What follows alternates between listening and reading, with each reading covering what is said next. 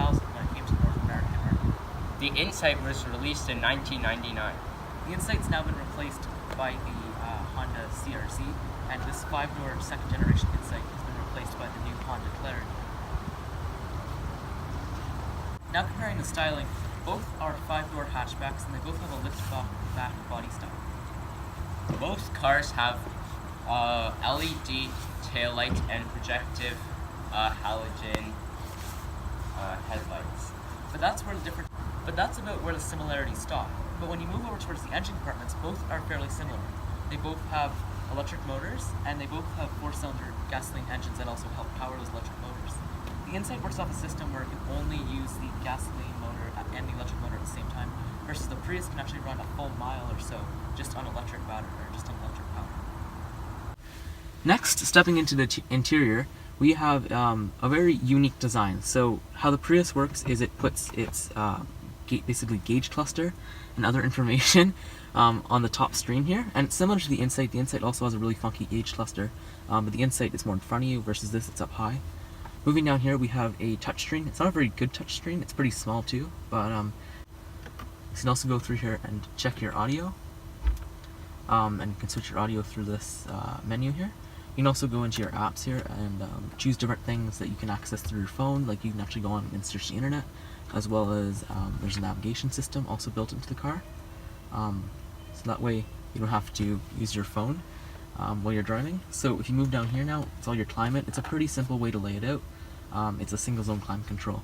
And now moving into the Insight's interior, it is very strange. It apparently resembles the Fit interior. So you have this weird system here with all the radio, and it's definitely way more pushed over towards the passenger seat. And then you also have your climate control down here, so it's a single zone climate control as well. And it's this weird circular thing, and it has all your buttons here to change whether you want the air to come in through the car or recirculate, as well as all your defrosters. And in the middle here is the way to change the temperature. And then you have the air conditioning and your fan speed up here. Moving over towards the gauge cluster, you have your speed on top, and it's a weird kind of hologram design. It looks almost like a head-up display. It's located up here. And then you have your tachometer, as well as a diagram that can help you figure out charge and when the motor's assisting you, as well as your fuel on the right. And the steering wheel is very strange too. It kind of looks like a compass. It's very pointy around all the sides here, and it's cool design. And then you have your shifter down here, and lots of storage and cup holders here as well. And the interior doesn't feel as good build quality as the Prius, but it's still pretty good, and everything seems to be pretty solid, and most of it's actually pretty nice to touch. That's really cool. Yep. Oh, Okay. okay. Yep. Now that we're inside driving the Prius, it's surprisingly powerful. I thought this car wouldn't have much power because it only has around 90 horsepower, but it accelerates really smoothly and surprisingly quick. This car makes really good sharp turns too, so it's great for city driving.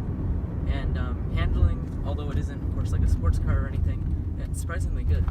It handles the corners flatly, just like you'd expect a hybrid, because of course the batteries are low, which increases the center of gravity. Now that we're out on the highway, the car cruises pretty smoothly. There is some wind noise and some tire noise, and the engine's pretty loud when you're accelerating, but once the car gets up to cruising speed, the engine sounds pretty smooth. Now that we're inside the Prius, automatically it feels much faster, much more quicker and nimble than the Insight. The Insight is it's pretty quick, but I think the gas motor really does let it down. You can't do electric at the same time. It has to do both combined, versus the Prius can just run electric and it'll get it off the line quicker, thanks to instant torque. The Prius also has a lot more batteries in it, so it helps with cornering flatter. The center of gravity is much lower, and overall it just feels like a much more precise car.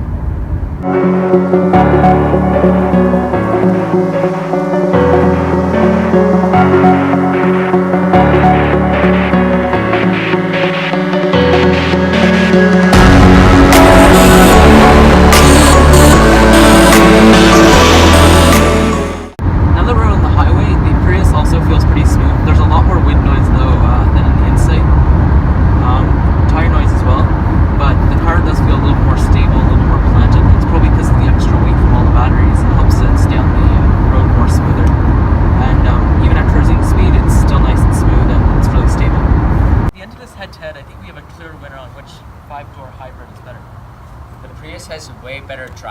experience, it has better quality, and it has way more features than the inside.